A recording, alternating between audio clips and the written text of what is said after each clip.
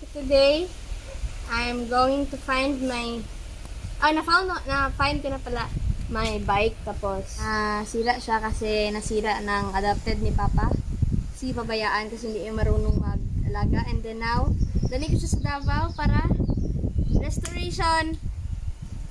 So, ito siya. Oh my God.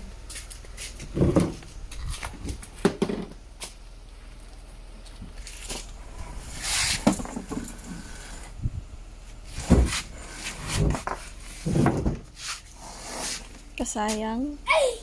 So this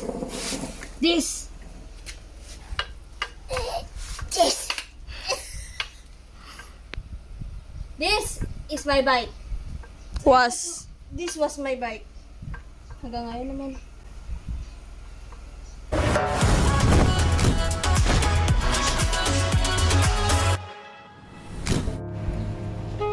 Hey guys! What's up? And welcome back to another vlog of ours. And this incredible vlog will be restoring my bike. Nagamit ko siya last 2 years, maybe 1 year and a half. And wala ko siya nagamit kasi ipagamit ni Papa sa iba. And then, hindi marunong mag-alaga. And then, naging ganito. So, ganon. Parang na-wreckage talaga siya. And, na-restore na po natin siya, which is ganito na po ang tsura niya.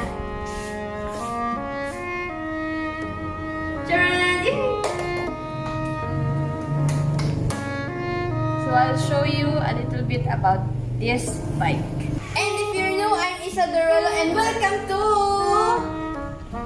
Baningning Farm! And I host travel videos, Q&A, baking, cooking, and stuff. And hit nyo like and subscribe, please. Hit nyo ang subscribe kung gusto nyo pa madaming vlogs, madaming videos. Huwag kayong mahiya, mag-comment, or mag-make ng suggestion. And here we go sa montage ng ating bike.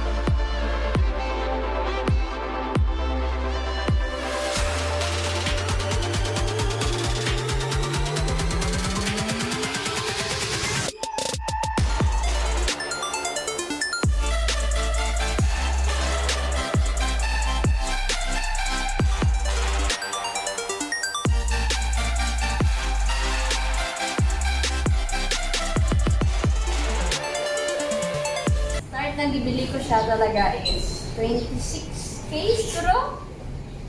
Pero gift sa akin ng Papa ko, and then yun, sinira ng adopted ni Papa. Kaya ito bago. Itong seat, pati mga tire, mga cake, yung mga gear is ano na, 36K na siya. Gear lang. My God! So kung mag-buy kayo, comment ko yung mga parts down below. Check ninyo. Check the label, mommy.